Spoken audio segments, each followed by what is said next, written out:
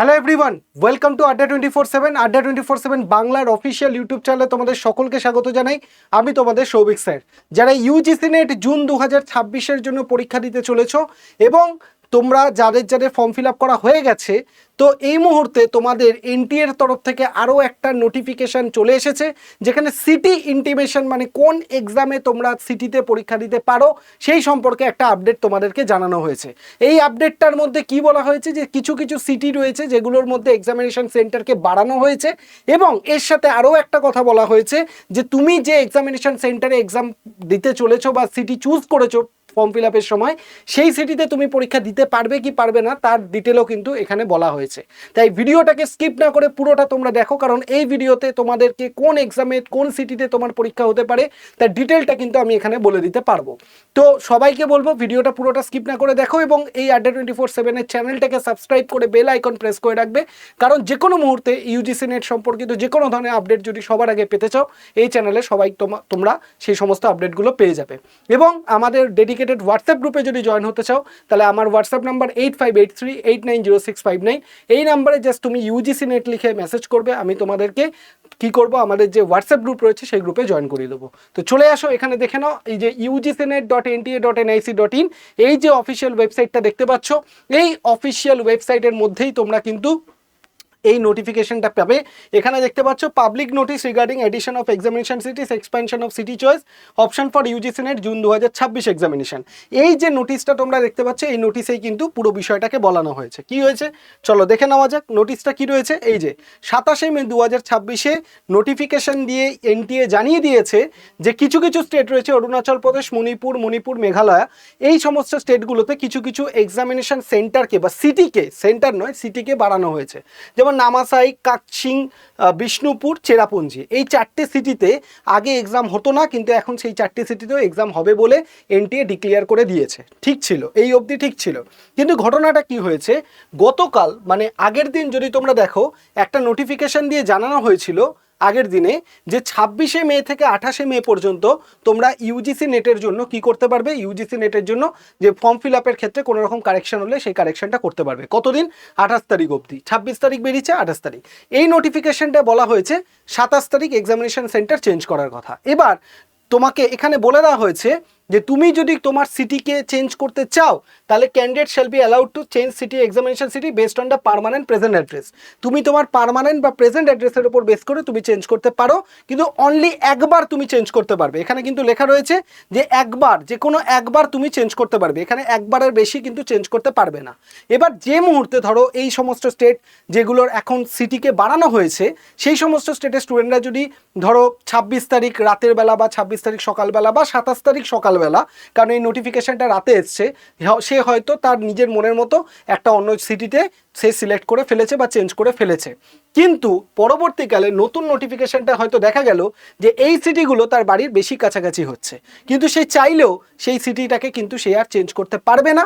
কেন? কারণ এনটিএ কিন্তু বলেছে যে একবারই তুমি চেঞ্জ করতে পারবে, বারবার চেঞ্জ করতে পারবে না। তাহলে আমার প্রশ্ন হচ্ছে, যদি এই সিটিগুলোকে বাড়ানোই হতো, তাহলে যখন কিনা কারেকশন উইন্ডোর নোটিফিকেশন এলো, তার সাথে সাথেই কেন এই নোটিফিকেশনটা চলে এলো না?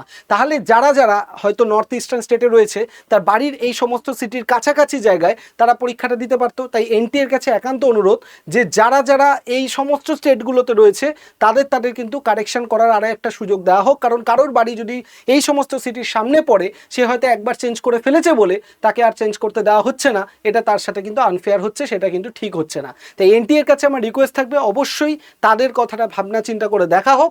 আরও একটা জিনিস তোমাদেরকে বলে রাখি, যে তোমরা যারা যারা ভাবছো যে আমি আমার পছন্দ মতো জায়গায় এক্সামিনেশন সিটি পাবো কি না, মানে পরীক্ষা আমার শহর পছন্দ মতো শহরে দিতে পারবো কি না, তাদের উদ্দেশ্যে বলে রাখি, এখানে কিন্তু এনটিএ বলে দিয়েছে, it is once again clarified that NTA is not bound to follow the choice given by the candidate. তার মানে এনটিএ তুমি এনটিএর ফর্ম ফিল আপ করার সময় যে সিটিগুলো তুমি করে দিয়েছো, সেই সমস্ত সিটিগুলোতে তুমি তোমার পছন্দ মতো তোমার অ্যাড্রেস অনুযায়ী চুজ করলে, কিন্তু সেই সিটিতেই তোমার পরীক্ষা হবে কি না সেটা নির্ভর করছে কার ওপর, এনটিএ এর ওপর। কারণ এনটিএ বলেই দিয়েছে তোমার পছন্দ করা জায়গায় হয়তো আমরা সম্ভব না হলে সেখানে কিন্তু পরীক্ষা নাও করাতে পারি, কন্ডাক্ট নাও করাতে পারি। সেক্ষেত্রে তোমাকে আমরা যে সিটি তোমাকে চুজ করে দেবো সেক্ষেত্রে সেই জায়গায় চুজ করতে হবে।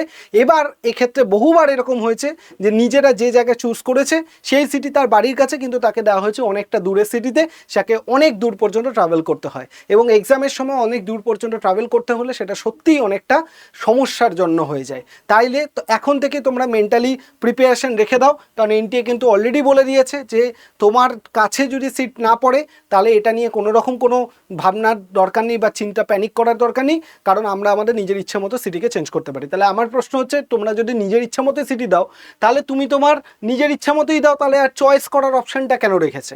এটা কেন করে এনটিএ, এই ব্যাপারটা কিন্তু আমার কাছে একদমই ক্লিয়ার নয়।